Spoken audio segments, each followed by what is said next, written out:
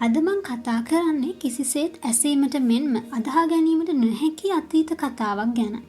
අද වෙන විට කච්චතිව් දූපත අල්ලගන්න අපේ රටට විරුද්ධව විශාල අරගලයක් කරන්න හදන ඉන්දියාවේ සැබෑ අතීත පසුබිමක් ගැන තමයි කතා කරන්නේ.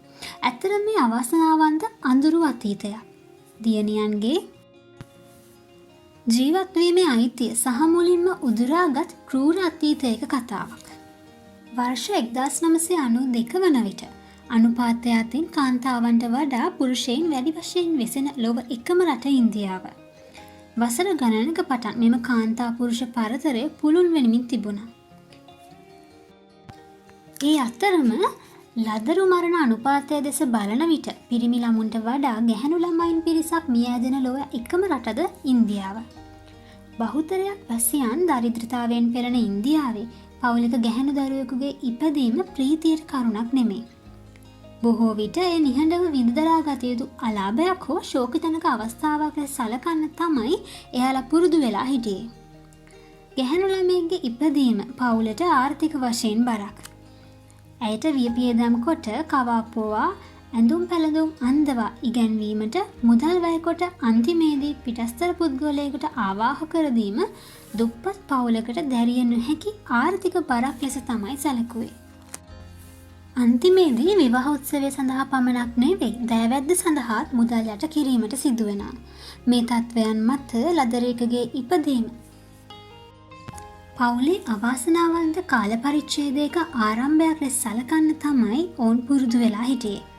ඉන්දියාවේ තමිල්නාඩු ප්‍රාන්තයේ මදුරයි දිස්ත්‍රික්කයේ වෙසෙන කල්ලාර් නමින් හැඳින්වෙන ජන කොට්ටාශය තුළ උපත ලබන්නා වූ ගැහැණු දරුවෙකුගේ ජීවිතය සීමා වුණේ පැය කිහිපයකට පමණයි. ගැහැණු දරුවෙකු උපත ලද විගස අමානුෂික ලෙස මරා දැමීම මෙම ජනයා විසින් බොහෝ කාලයක පටන් හොර රහසේ කරගෙන ගිය දෙයක්. මදුරයි කියන්නේ තමිල්නාඩුවේ පිහිටි ප්‍රධාන දිස්ත්‍රික්කයන්ගෙන් එකක්. එහි උසිලාම්පට්ටි නම් ගම්දනව්ව කල්ලාර් වැසියන්ගේ නිජ භූමිය වුණා. 1992 වන විට කල්ලාර් කම්කරුවෙක්ගේ දෛනික ආදායම රුපියල් 15ක්. ඒ කාලයේදී ගැහැණු ළමයෙක්ගේ විවාහ මංගල්‍යයක් නිම කරන්න වියදම් වන රුපියල් 40000ක පමණ මුදලක් එකතු කර ගන්නට එයාලට පුළුවන් කමක් තිබුණේ නැහැ. ගැහැණු බිලිඳුන් උපත ලද විගස මෙලොවින් තුරන් කර දැමීමට ඔවුන් පුරුදු වෙලා තියෙන්නේ ආර්ථික පීඩාවෙන් විඳපු දුෂ්කරතා හින්දා. උසිලාම්පට්ටි රජයේ රෝහලේ වසරකට උපත ලබන ගැහැණු කල්ලාර් දරුවන්ගේ සංඛ්‍යාව 600ක් පමණ වුණා. තමන් බිහිකොට ඇත්තේ ගැහැණු දරුවෙකු නම් එම දරුවාද සමග හැකියික්මනින් රෝහලෙන් ඉවත්ව යාම කල්ලාර් කතුන්ගේ සිරිත. වාර්ෂිකව ඉපදෙන කල්ලාර් බිලිඳියන්ගෙන් 80%ක් පමණ පිරිසක් තමන්ගේ වැදූ මව අතින්ම මියදෙන බව රෝහලේ සේවකයෝ දැනන් හිටියා. 1990 වර්ෂය වන විට සෑමදුගී කල්ලාර් පවුලකම පාහේ අඩු තරමින් එක් බිලිඳු දරුවෙකු හෝ මරා තිබුණා. පිටම ගැහැණු දරුවන් ජනිත පවුල්වල ලදරු මරණ සංඛ්‍යාවද ඊට අනුකූලව ඉහළ යෑම සාමාන්‍ය සිද්ධියක්.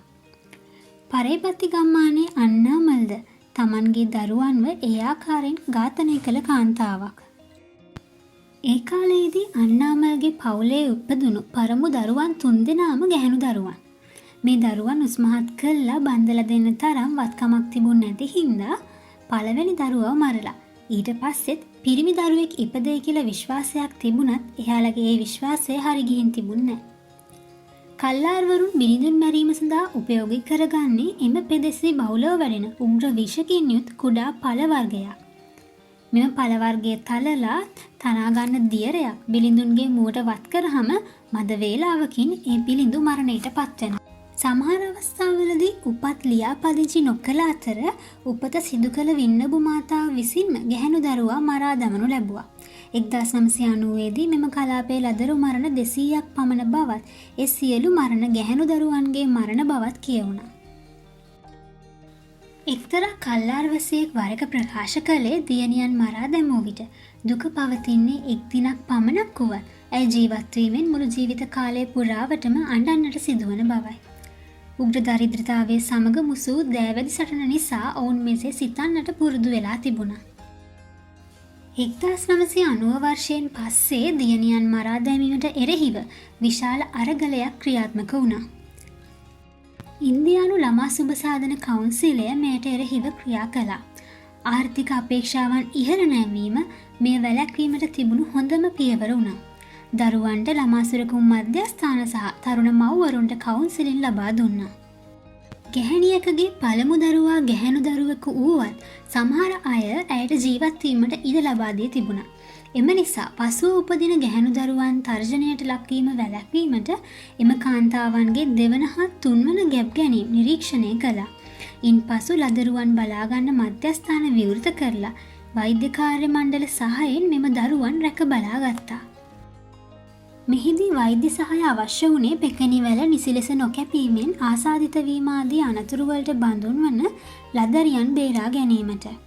උසිලම්පට්ටිහි ගම්මාන 309න්ම ස්වේච්ඡා සේවකයන් බඳවාගෙන ඔවුන් හරහා දියණියන්ට වස ලබා දීමට ඇති සූදානම් වීම පිළිබඳව ඔත්තු සේවා ක්‍රියාත්මක කරලා ඔවුන් බේරා ගත්තා. මේ ආකාරයට පටන් අරන් ජීවිත ආරක්ෂා කරමින් ඔවුන්ට අධ්‍යාපනය ලබා දී රස්සාවකුත් දීලා සවිමත් කිරීම ආරම්භුවා. මෙසේ දියත් වූ මානුෂීය මෙහෙයුමෙන් පසු මේ දැරියන් උපාධිධාරීන් ලෙස හෙදියන් ලෙස පුහුණුව ලැබුවා. දියණියන්ගේ ජීවිත ආරක්ෂා වුණත් දැනට ඔවුන්ට ඇති අභියෝග වෙලා තියෙන්නේ තුරුණු වියට එළඹෙන පිරිමි දරුවන් මත්වතුර හා මත්කුඩු වලින් බේරා ගැනීම. අදටත් මධ්‍යම පාන්තික ඉන්දියානු ලදරුවෙකුගේ ලිංග භේදය දැන ගැනීමට හා ගැහැණු කලලයක් තවදුරටත් ජීවත් වෙනවාද නැද්ද ඒ කියන්නේ ගබ්සා කළ යුතුද නැද්ද කියලා තීරණය කරන්න ස්කෑන් එකක් කරන එකත් කිසිවෙකුත් ගණන් ගන්නේ නැහැ. 85,000ක් පමණ සිටින උසිලම්පට්ටි කලාපයේ ළමා මරණ ගැන කොච්චර කටකතා පැතුරුණත් ඒවත් සියල්ලම වාර්තා වුණෙත් නැහැ.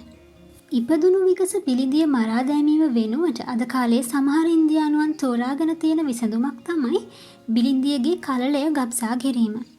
බිලිඳියකගේ කලලයත් විනාශ කිරීමට යාමේදී මවත් බිලිඳියත් දෙදෙනාම මිය යන සිදුවීම්ද වාර්තා වෙනවා.